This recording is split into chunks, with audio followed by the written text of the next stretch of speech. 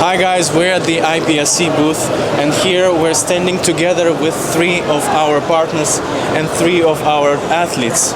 We've got Dillon Precision, Carson from Dillon Precision, Eric Grauffel from CZ, and Sissal from Campro. So let's head over to Dillon Precision and discuss one of the hot topics. Welcome to my booth, Sissal and Eric. Today we're going to be talking about the difference between factory ammo versus reloading your ammo. So Eric, why don't you start us off? Well, you know, it's always a big topic when you travel. Most of the shooters, they like to find reloaded ammunitions or factory ammunition on the spot where they travel. Personally, I like to load my stuff just because I can control exactly what I want. I can actually set up my pistol properly with the ammo I want, so I have a full control of the performance of the whole equipment, because the gun is not only performing by itself, it's the combination of the gun being the engine and the ammo being the fuel. So I'm fully 100% into reloaded ammo. Makes sense. Me as well, but it's cheaper as well, and I can adjust it to my equipment, so that's what I prefer. But flying with 5 kilos is not really easy. 5 kilos, you know, you can always sneak some in. Give me the tips later. So Eric, you were talking about what we call that cost control and customization, right? So you really tune that ammo to your gun. Well, wait. Cost, I mean, if we talk about 9mm, as it is today, it's not cost effective to reload 9mm. I mean, between the investment and the press and all your equipment, if you put also on top of your time, there's no way you can pay your press from just reloading 9mm. That's one thing. Unless you reload like some more exotic calibers, yes, in that case it becomes worth it to reload. But if we're talking about just cost effectiveness, as it is today, 9mm, you just buy them like factory. That's, as it is, the most cost effective.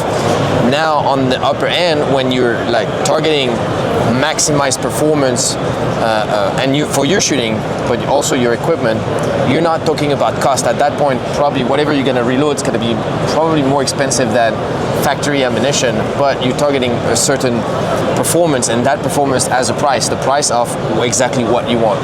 So the difference between factory and reloading could be the difference between winning and losing. Could be, yeah. For me, yes, 100%. That's the way to put it. Makes sense. And you're sure it's not more cheap? You're sure not more cheap? No, it's not cheaper.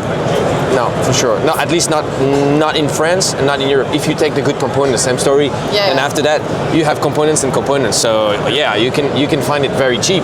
Now, if you want a group like this at 50 yards, good for you. But that's not what I want.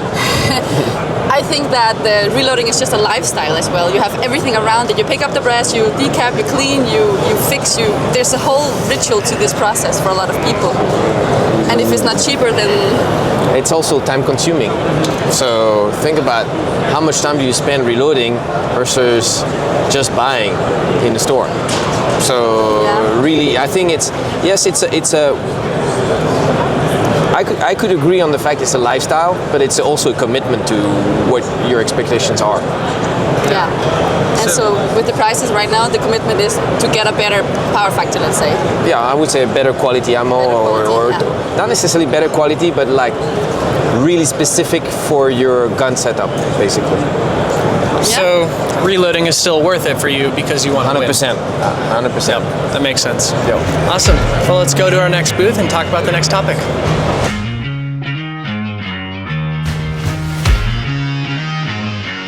Alright guys, so now we are on the CZ booth, Sissal, Carson. So we're gonna talk about like a fantastic topic. Okay. Production optic versus optics.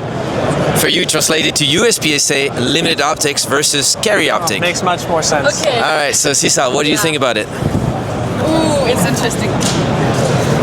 It's interesting. I am really excited about optics. I might even also want to switch to that. I think it's great that you can just have all the gadgets and at the same time shoot a red dot. So I'm definitely in on this one. Yeah. All right, Carson? So I shoot production optics at heart, but I'm very excited because now you can use a DWX or something like that, or single action only, and still use your production optics gun in optics. So it allows for more versatility in your equipment. So you're basically saying that you are going to use your PDO gun to shoot optics.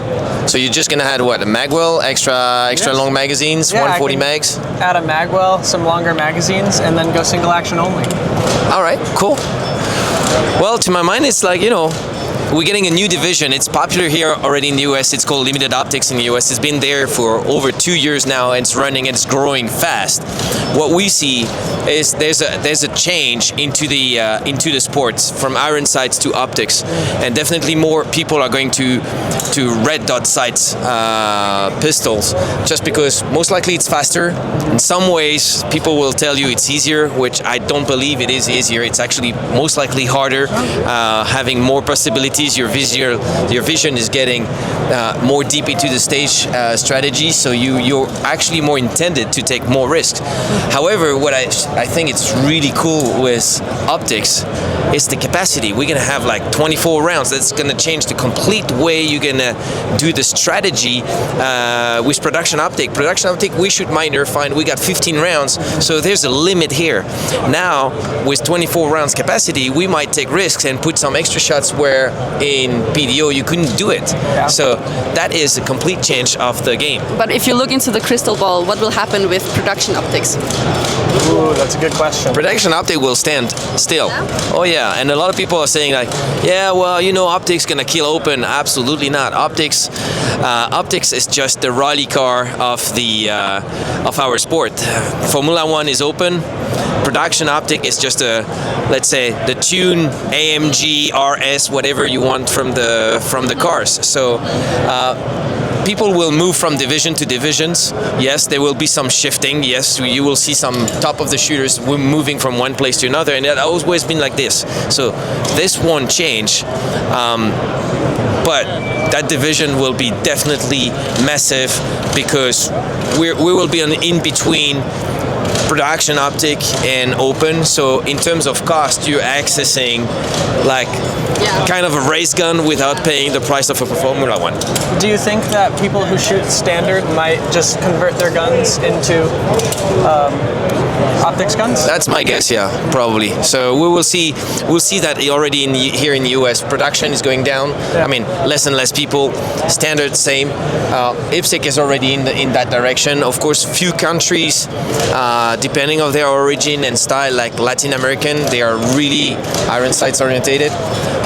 But in Europe, it's already we're seeing the shift moving towards the optics. So what about iron sights? What will happen with iron sights? Will it totally disappear? No, I mean, look, Revolver didn't disappear. Classic didn't disappear. They're still existing. That's just by design. I mean, it's so limited. But yeah, it's a trend. Look at the fashion. The fashion moves, and every, 10, 15 years, 20 years, it rotates. So right now we're going into a trend of optics, and probably I would say in 10, 15 years the sport will get back to iron sights again, because it wants to go back. So it's just gonna go circle like this. Okay, so I have a question as an iron sight shooter. To you guys, you should open as well, right, in optics. So going from iron sights to red dot, what should one be aware of? That's a good question. Take it away. I'm not aware of anything. I'm just shooting on my board. That's what I'm aware of, shooting my board. So I don't know if you're talking about target focus versus sight focus. Well, I'm clear on that. I've been always clear.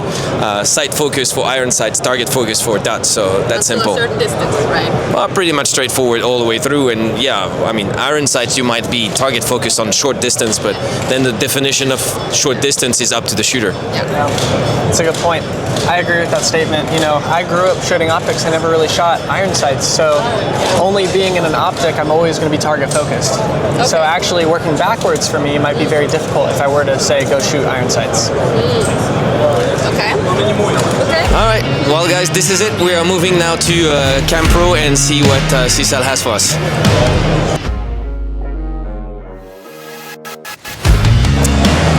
Everybody, welcome to the Campro booth.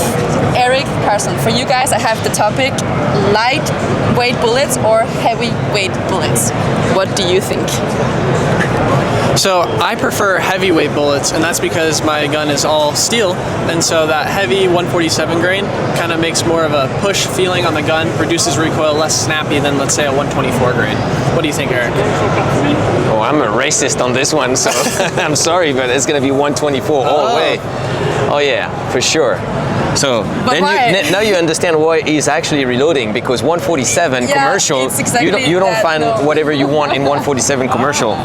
124, you can go all around the world. In the case your ammo don't make it, you can buy or find any 9mm commercial. First thing. Second, it's most likely probably because I come from open and I always liked a snappy gun. So it shoots flatter, but it's gonna be a little bit stronger in the arms, stronger in the hands. But to me, the gun cycle faster and it shoots much flatter. So I'm gonna be one. We actually see a difference between the European market and the US market. Well, US like heavy ones, Yes, I would they say, do, but exactly. European as well. Like a But lot of Europeans do. the statistics from USPSA has changed as well. Like before, it was like 70% 147 grain bullets, and now it's more 50-50 actually. The latest statistics show that. So, Alright. yeah. Very interesting. But surprisingly, it's still 124 on top of the game, so I would say 124 is still the best option. Yeah, I think for a lot of the open shooters, they love those lighter projectiles to really push those speeds. But I have heard from a couple top shooters, tell me if this is true or not, do they switch different bullet weights depending on how the stage is set up? Like if there's a far swinger, do they use a lighter projectile so they don't have to lead the target as much? No, well, Okay.